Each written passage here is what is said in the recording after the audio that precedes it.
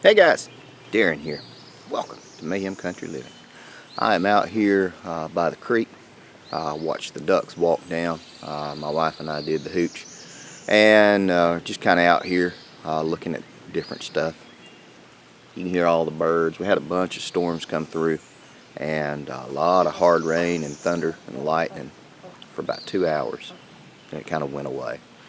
Hopefully everything will dry up enough. We'll have us a nice day today. But I was talking with a buddy of mine in one of the Facebook groups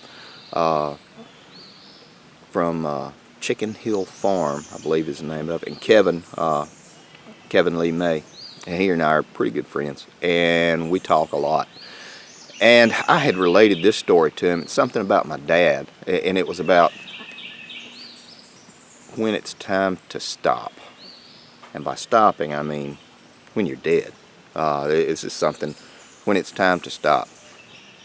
And I had been talking to my dad for a while about the preparedness lifestyle and everything. Dad is a late 70s, and Mom's in her late 60s.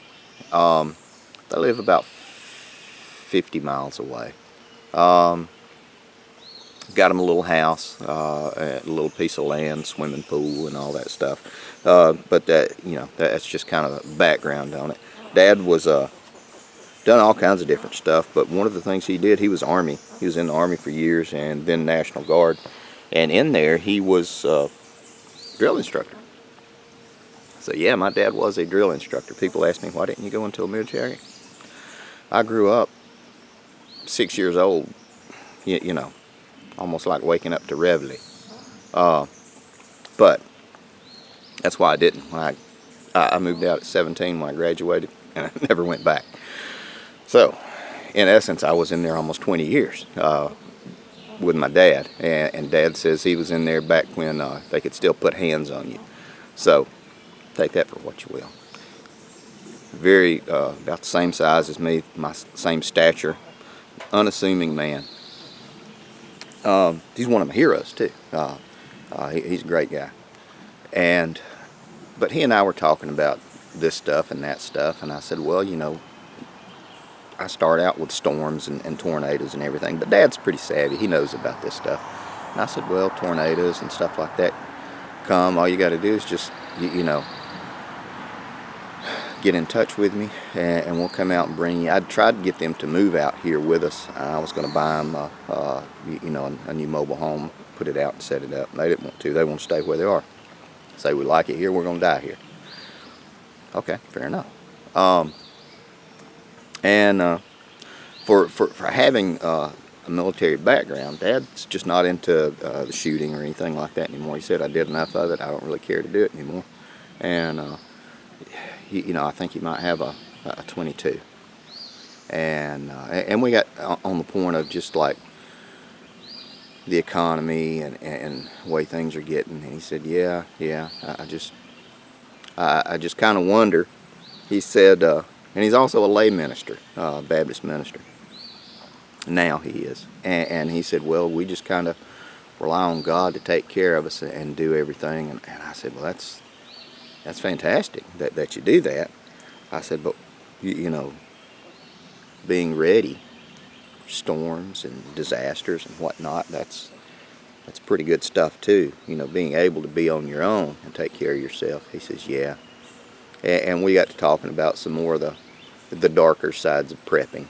And he said, Darren, I'm going to tell you. He said, if something should happen, if all that stuff should occur, he says, your mama and I are going to go out to the pool, and we're going to sit out here, and we're just going to sit and we're going to enjoy the day. And I said, wow. And he said, and whatever happens, happens, and it's in God's hands. And that was profound to me. Don't get me wrong. I like God. I'm all for God. Sometimes you need a good gun.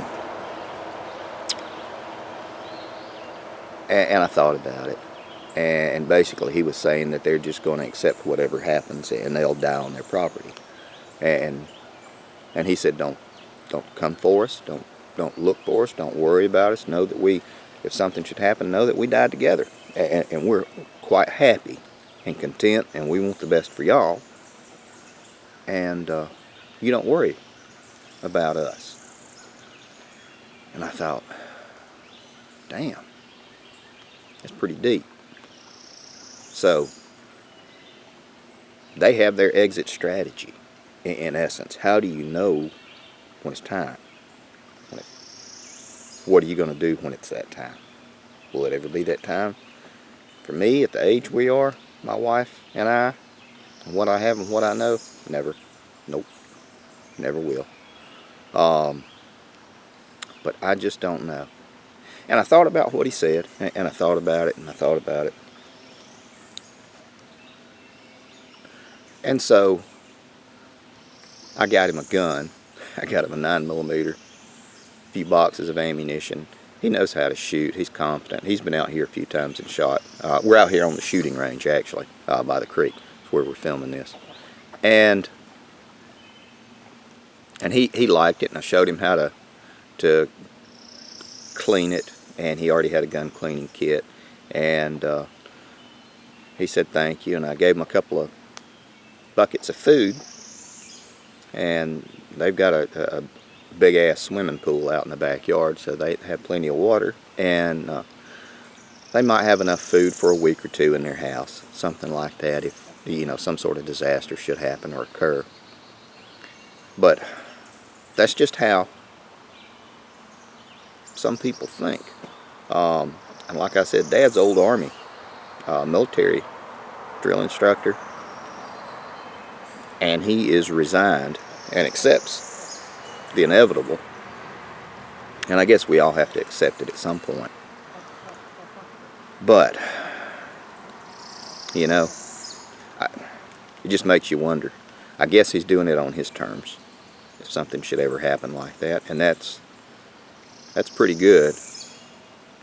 I don't know how my terms would be. It was a very sobering conversation, and all this, again, I was having this with Kevin. We were texting back and forth about it, and it just kind of hit me, and it's like, it's pretty powerful to have a exit strategy for yourself and for your family, because it happens eventually. Everything runs out, everything stops.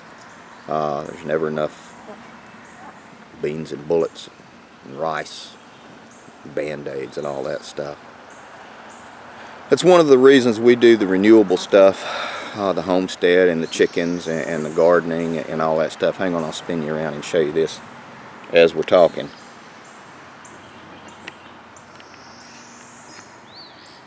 That's one reason we do all this. And, doing the canning and the critters, trying to talk her into getting some sheep, because sheep taste delicious. But I'll spin you back around. I'll hit you with a shot of the ducks too. They're down here. So I guess I'm on duck duty while I'm doing all this conversing. There they are. Still got to pull that pipe up. I need to get me a pair of waders though. When they get ready to come back, they come back. How about that permaculture?